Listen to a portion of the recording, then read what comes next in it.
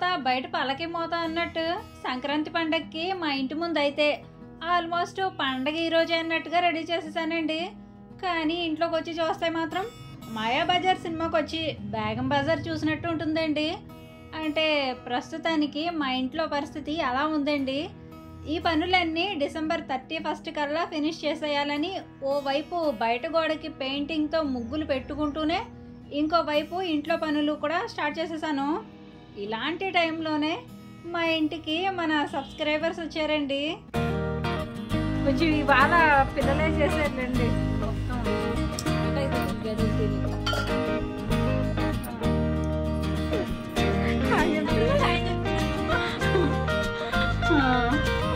ఇలాంటప్పుడు రావాలండి అసలు. లాస్ట్ టైం ఒకసారి ఇక్కడి నుంచి వచ్చారు సిరి మంగళగిరి, అప్పుడు సేమ్ ఇలానే ఉందండి. పనులు చేసుకునేటప్పుడు వచ్చారనమాట. ఒకసారి వడియాలు పెట్టినప్పుడే వర్షం వస్తే ఎలా ఉంటుందో, ఇల్లు ఎలా ఉన్నప్పుడు చుట్టాలు వస్తే అలా ఉంటుందన్నమాట. మన సబ్స్క్రైబర్స్ వచ్చేసి మా ఊరి పక్కనేనటండి. ఒక్క వీడియో కూడా మిస్ కాకుండా ప్రతి వీడియో చూస్తారటండి. బంధుత్వం లేకపోయినా ఇలా మన గురించి మన కోసం రావడం చాలా హ్యాపీగా అనిపిస్తుంది కదండి. ఓకేనండి, ఇక లేట్ చేయకుండా వీడియోలోకి వస్తే, సంక్రాంతికి మా ఇంటి ముందు అంతా పెయింటింగ్ వేసుకొని చక్కగా ముగ్గులు పెట్టుకొని అలంకరించుకున్నాను కదండి. దానితో పాటు ఇల్లు కూడా క్లీన్ చేసేసుకుంటే ఓ పని అయిపోతుందని ఇంటి పని కూడా స్టార్ట్ చేసేసానండి. అయితే ఈ వీడియో కంటే ముందు అమ్మాళ్ళ ఇంటికి వెళ్ళడం వల్ల ఈ వీడియో లేట్ అయ్యిందండి. అయితే ఈ వీడియోలో నేను మా ఇల్లు అంతా ఎలా క్లీన్ చేసుకున్నానో చూపించడంతో పాటు 2025లో ఎవరైనా కొత్తగా యూట్యూబ్ ఛానల్ పెట్టాలనుకున్నా లేదా ఆల్రెడీ పెట్టున్నా సరే, ఒక యూట్యూబర్గా మనం అస్సలు చేయకూడని కొన్ని పొరపాట్ల గురించి ఈ వీడియోలో మీకు షేర్ చేస్తాను. ఇంటి ముందు వాల్ కేర్ చేయించుకున్న దగ్గర నుండి ఇల్లు సర్దుదామంటే నాకు అసలు టైం లేదండి.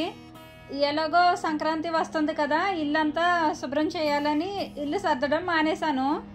ఈలోగా సర్దుదాం అనేటప్పటికి అమ్మాళ్ళ ఇంటికి వెళ్ళాల్సి వచ్చింది. వచ్చాక సర్దుదామంటే మళ్ళీ వీడియో రికార్డ్ చేసుకోవడంలో బిజీ అయిపోయాను. అయితే ఒక వారం సెకండ్ సాటర్డే సండే 2 రోజులు పిల్లలకి సెలవులు వచ్చినప్పుడు పిల్లల్ని పైన ఉన్న సామానం అంతా కింద పెట్టేయమన్నాను. నేను బూజులు దులిపేసి శుభ్రం చేసేసాను. తర్వాత పైనుంచి దించిన ఎత్తడి సామానాన్ని మళ్ళీ పిల్లల్ని పైన పెట్టేయమన్నాను. ఆ టైంలో నేను బయట గోడకి ముగ్గులు పెడుతున్నానండి. అందుకని ఆ పని పిల్లలకు అప్పచెప్పాను. ఇప్పుడు ఇవన్నీ మీకెందుకు చూపిస్తున్నానంటే, మన ఆడవాళ్ళకి ఏమాత్రం వేరే పని మీద బిజీగా ఉన్నా ఇల్లు ఎలా ఉంటుందని చూపిస్తున్నానండి. ఐ సినిమాలో హీరోకి అష్టవంకర్లు ఉన్నట్టు మా వంటగదికి కూడా అన్ని వంకర్లేనండి. ఈ ప్యాచ్ వర్క్ అంతా రీసెంట్గా చేయించుకున్నానండి. ప్రస్తుతానికైతే ఇంటికి పెయింటింగ్ వేయట్లేదండి. తర్వాత ఎప్పుడైనా వేద్దాంలే అని వేయలేదు. రీసెంట్గా అమ్మాళ్ళ ఇంటికి వెళ్ళొచ్చామని చెప్పాను కదండి. ఈ అరటిగల మన పొలంలోదేనండి. అలాగే వచ్చేటప్పుడు పిచ్చుకల కోసం కొన్ని వరకంకులు తెచ్చాను. డిసెంబర్ 10న మా పెళ్లి రోజు అని చెప్పాను కదండి. మా పెళ్లి రోజుకి మా వారు నాకు ఇచ్చిన అందమైన గిఫ్ట్ ఇదేనండి. నాకు మొక్కలంటే చాలా ఇష్టమని మా వారు ఈ మొక్కని గిఫ్ట్గా ఇచ్చారు. ఈ మొక్క పేరు వచ్చేసి పోయిన్సెటియా. మన పేర్ల కంటే మొక్కల పేర్లే బాగున్నాయి కదండి. ఓకేనండి, ఇక మిమ్మల్ని ఇబ్బంది పెట్టకుండా వీడియో మ్యాటర్ ఏంటనేది చెప్పేస్తాను. లాస్ట్ సండే వీడియో పోస్ట్ చేయలేదేంటి సుమా అని మీరు కామెంట్స్లో అడుగుతారేమో. దానికి రీజన్ ఏంటో కూడా చెప్తానండి. సండే అయితే వీడియో పోస్ట్ చేశానండి, కానీ నేను చేసిన ఒక మిస్టేక్ వల్ల యూట్యూబ్ ఆ వీడియోకి కామెంట్స్ని మానిటైజేషన్ని ఆఫ్ చేసింది. అంత కష్టపడి చేసిన వీడియోకి అలా జరగడం నాకు బాధగా ఏమీ అనిపించలేదు, కానీ టైం వేస్ట్ అయిందని ఫీల్ అయ్యాను. పైగా ఆ వీడియో నా లైఫ్లో మర్చిపోలేని ఒక టర్నింగ్ పాయింట్. ఆ వీడియోలో లలిత మేడం గారు నన్ను సపోర్ట్ చేస్తూ వీడియో చేశారని మీతో షేర్ చేసుకున్నాను కదండి. ఆ వీడియోలోనే ఎర్లీ మార్నింగ్ అమ్మాళ్ళ ఊర్లో వెదర్ ఎలా ఉంటుందో చూపిస్తూ అమ్మాళ్ళు పెంచుకునే ఆవుల్ని చూపించాను కదండి. వాటిని చూపించేటప్పుడే అదే టైంలో అక్కడ కోడిపుంజులు పోట్లాడుకుంటుంటే నాకు తెలియక నార్మల్గా నేను వీడియో తీసేసాను. అలా తీయడమే పెద్ద మిస్టేక్ అయింది. మనం ఎవరి దగ్గర పని చేసినా పనితో పాటు వాళ్ళు చెప్పిన రూల్స్ని కూడా ఖచ్చితంగా ఫాలో అవ్వాలి.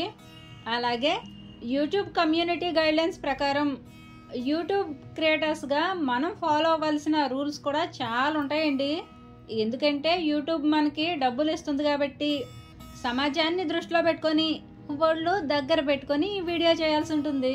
అప్పటికి నా మనసుకు అనిపిస్తూనే ఉందండి ఆ సీన్ యూట్యూబ్లో పెట్టకూడదేమోనని. కానీ నేనేమనుకున్నానంటే అవి న్యాచురల్గా పందెం పొడుచుకుంటున్నాయి కదా, వాటికేమీ కత్తులు కట్టలేదు కదా, పైగా వాటిని ఇబ్బంది పెట్టినట్టుగా చుట్టూ కూడా ఎవరు లేరు కదా అని అనుకున్నాను. అయితే ఇలాంటివి మనం మన డైలీ లైఫ్లో ప్రతిరోజు చూస్తూ ఉంటాం కాబట్టి అవి మనకి చాలా కామన్ కావచ్చు, కానీ యూట్యూబ్కి కామన్ కాదండి. ఇలాంటివి యూట్యూబ్ చాలా సెన్సిటివ్గాను తీసుకుంటుంది, చాలా సీరియస్గా కూడా తీసుకుంటుంది. మూగజీవులనే కాదండి, చిన్నపిల్లల విషయంలో కూడా యూట్యూబ్ చాలా రూల్స్ పెడుతుంది. పిల్లల్ని బట్టలు లేకుండా చూపించడం కానీ, వాళ్ళు ఏడుస్తున్నట్టుగా కానీ, వాళ్ళని కొడుతున్నట్టుగా కానీ వీడియోస్లో అస్సలు కనిపించకూడదు. ఒకవేళ మనం ఫన్నీగా చేసినా యూట్యూబ్ ఫన్నీగా తీసుకోదు. అంతెందుకండి, రీసెంట్గా మా నాని బర్త్డేకి నలుగు పెడుతూ షర్ట్ లేకుండా చూపించాను.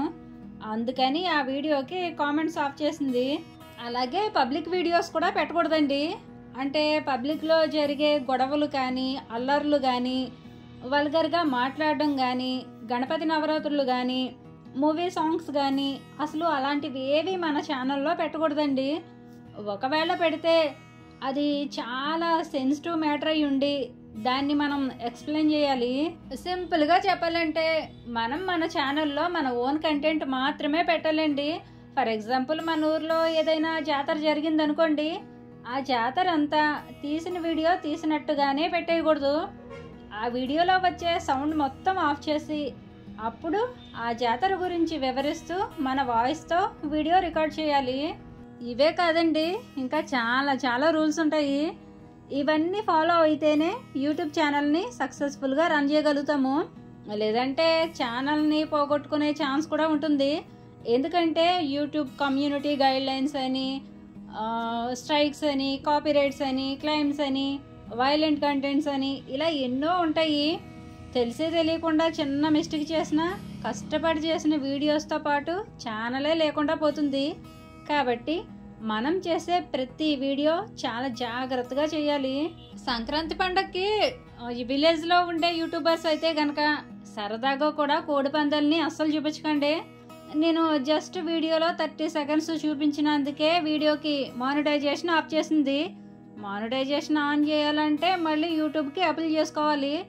నాకు వీడియోస్ తీసి అప్లోడ్ చేసే నాలెడ్జే కానీ అప్లై చేసే అంత నాలెడ్జ్ అయితే లేదండి. ఈ అప్పీల్ చేసుకోవడం కూడా అన్నింటికీ వర్తించదండి. నేరాలు చేసిన వాళ్ళకి చేసిన నేరాన్ని బట్టి శిక్ష ఎలా ఉంటుందో అలాగే మనం చేసిన వీడియోని బట్టి మన ఛానల్కి పనిష్మెంట్ ఉంటుందన్నమాట. యూట్యూబ్ ఛానల్ పెట్టి చాలామంది మానిటైజేషన్ అవ్వట్లేదని ఫీల్ అవుతూ ఉంటారు. మానిటైజేషన్ అవ్వాలంటే కంటెంట్ మంచిగా చేయాలి. కంటెంట్ బాగుంటే వ్యూస్ వస్తాయి, వ్యూస్ వస్తే సబ్స్క్రైబర్స్ వస్తారు, వాచ్ టైము వస్తుంది. ఈ రెండు వస్తేనే ఛానల్ మానిటైజేషన్ అవుతుంది. కొత్తగా యూట్యూబ్ ఛానల్ పెట్టాలనుకునే వాళ్ళు చేస్తున్నారని వీళ్ళు చేస్తున్నారని కాకుండా అసలు యూట్యూబ్ ఛానల్ పెట్టాలంటే మనం ఏం తెలుసుకోవాలి, ఏం నేర్చుకోవాలి, అసలు మనకున్న టాలెంట్ ఏంటి, దాని మీద మనకి సరైన గ్రిప్ ఉందా లేదా అని అన్ని రకాలుగా అన్ని విధాలుగా ఆలోచించి అప్పుడు యూట్యూబ్ ఛానల్ పెట్టాలి. ఏంటి సుమా, మమ్మల్ని భయపెట్టడానికి నువ్వు ఈ వీడియో చేసావు కదా అని నా మీద అలకకండి. నాకు తెలిసిన కొన్ని విషయాల్ని మాత్రమే చెప్పానండి. యూట్యూబ్ గురించి ఇంకా మీరు తెలుసుకోవాలనుకుంటే యూట్యూబ్ టెక్ ఛానల్స్ని ఫాలో అవ్వండి. వాళ్ళు ప్రతి విషయాన్ని మనకి అర్థమయ్యేలా చాలా క్లియర్గా చెప్తారు.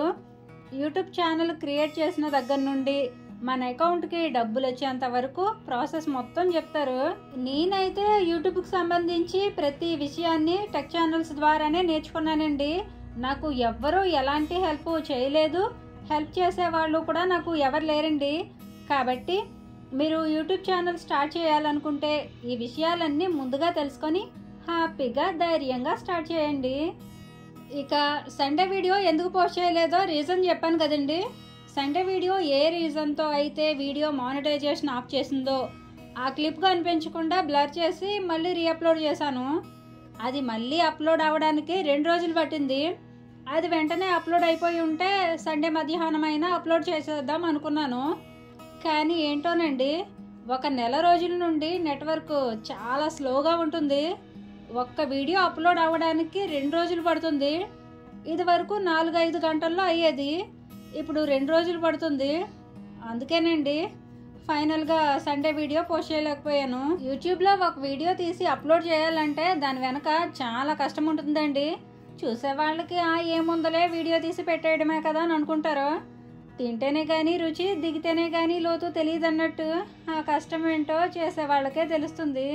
ఓకేనండి, ఊరి నుంచి తెచ్చిన వరికంకుల్ని సండే రోజు మా పిల్లలు చక్కగా విడదీసి కుచ్చిలా కట్టారు. తర్వాత వాటిని నేను పిచ్చుకల కోసం మా పెరట్లో కట్టాను. నేను ఏదైనా ప్రాబ్లం ఫేస్ చేశాను అనుకోండి, దాన్ని ఎలా ఫేస్ చేయాలో ఆలోచిస్తాను. ఆ ఎక్స్పీరియన్స్తోనే అలాంటి మిస్టేక్స్ చేయకూడదని మీతో కూడా షేర్ చేసుకుంటూ ఉంటాను. దానివల్ల నా వీడియో ద్వారా ఎంతో కొంత ఇన్ఫర్మేషన్ ఇచ్చినట్టుగా కూడా ఉంటుందని ఇవాల్టి వీడియోలో యూట్యూబర్స్గా మనం చేయకూడని మిస్టేక్స్ గురించి షేర్ చేశాను. ఇంకా ఈ విషయం గురించి మీకేమైనా డౌట్స్ వస్తే కామెంట్స్ చేయండి, వీలైతే నెక్స్ట్ వీడియోలో షేర్ చేయడానికి ట్రై చేస్తాను. ఇక సంక్రాంతి పండగకి మా ఇల్లు అంతా శుభ్రం చేసేసుకొని ఈ విధంగా అయితే సర్దేసుకున్నానండి. ఇలా క్లీనింగ్ అయితే అయిపోయిందండి, ఇక వాషింగ్ మాత్రమే ఉందండి. అంటే కర్టెన్స్, దుప్పట్లు అనమాట. అవి కూడా అయిపోతే పండగ పనులు అయిపోయినట్టే. అసలైతే సంక్రాంతి పండగకి ఇల్లు అంతా సున్నం వేసేసుకొని ఇత్తడి సామానం అంతా ఇసుకేసి తోమేసుకొని ఇల్లు అంతా తలతలా మెరిసిపోయేలా చేసుకుంటామండి. అయితే ఈ సంవత్సరం మా బంధువుల్లో మా చిన్నమావి గారు చనిపోవడం వల్ల ఈ సంవత్సరం సంక్రాంతి పండగ చేసుకోలేనందువల్ల జస్ట్ బూజులు దులిపేసి నార్మల్గానే క్లీన్ చేశాను. ఓకేనండి, ఫైనల్గా ఈ వీడియోలో మీకు చెప్పేది ఏంటంటే 2025లో కొత్తగా యూట్యూబ్ ఛానల్ స్టార్ట్ చేసేవాళ్ళు మాత్రమే కాదండి, ఏదైనా వ్యాపారం చేయాలనుకున్నా లేదా ఇంకేమైనా చేయాలని ప్లాన్ చేసుకున్నా సరే మీ క్షేమాన్ని కోరుకునే మీ ఫ్యామిలీ మెంబర్స్తో కానీ మీ ఫ్రెండ్స్తో కానీ చెప్పి వారి అభిప్రాయాలను వారి సలహాలను కూడా తీసుకొని అందులో మీకు మంచి సక్సెస్ రావాలని మనస్ఫూర్తిగా కోరుకుంటూ ఇవాల్టి వీడియో ఇంతేనండి. సంక్రాంతి పండగకి నేను ఇల్లు సర్దుకున్న విధానం, కొత్తగా ఏదైనా చేయాలనుకునే వాళ్ళకి నేను ఇచ్చిన సజెషన్స్ గురించి మీకు ఎలా అనిపించిందో మీ అభిప్రాయాన్ని కామెంట్ చేసి మీకు ఈ వీడియో నచ్చితే తప్పకుండా లైక్ చేయండి. మరో మంచి వీడియోతో మళ్ళీ వస్తాను. ఉంటానండి, నమస్తే.